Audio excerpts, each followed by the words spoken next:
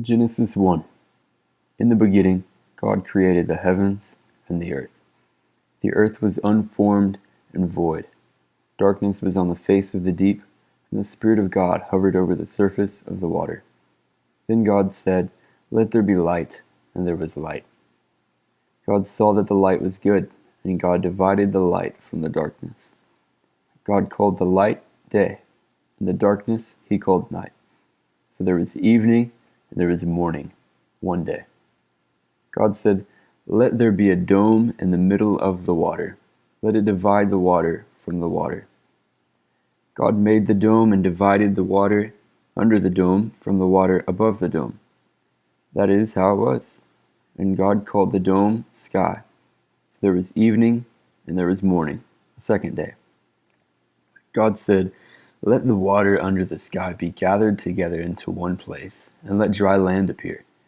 And that is how it was. God called the dry land earth. The gathering together of the water he called seas. And God saw that it was good. God said, "Let the earth put forth grass, seed-producing plants, and fruit trees, each yielding its own kind of seed-bearing fruit on the earth." And that is how it was. The earth brought forth grass, plants each yielding its own kind of seed, and trees each producing its own kind of seed-bearing fruit. And God saw that it was good. So there was evening, and there was morning, the third day. God said, "Let there be lights in the dome of the sky to divide the day from the night. Let them be for signs, seasons, days, and years. And let them be for lights in the dome of the sky to give light to the earth." And that is how it was. God made the two great lights, the larger light to rule the day, and the smaller light to rule the night, and the stars. God put them in the dome of the sky to give light to the earth, to rule over the day and over the night, and to divide the light from the darkness. And God saw that it was good.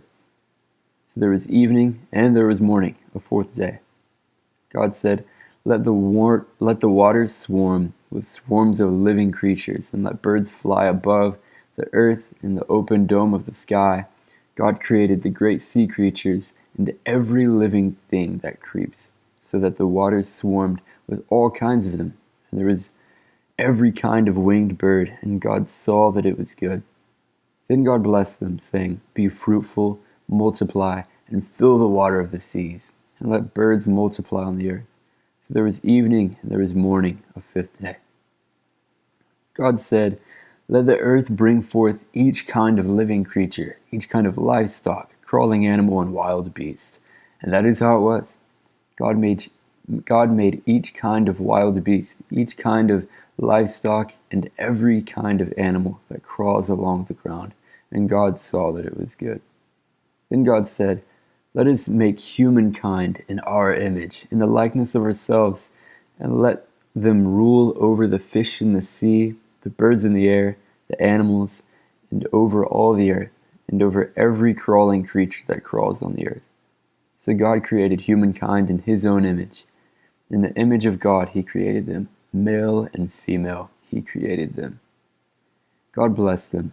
God said to them, "Be fruitful, multiply, fill the earth, and subdue it. Rule over the fish in the sea, the birds in the air, and every living creature that crawls on the earth." Then God said, "Here, throughout the whole earth I am giving you as food every seed-bearing plant, and every tree with seed-bearing fruit, and every wild animal, bird in the air, and creature crawling on the earth, in which there is a living soul. I am giving as food every kind of green plant." And that is how it was. God saw everything that he had made, and indeed it was very good. So there was evening, and there was morning, the sixth day.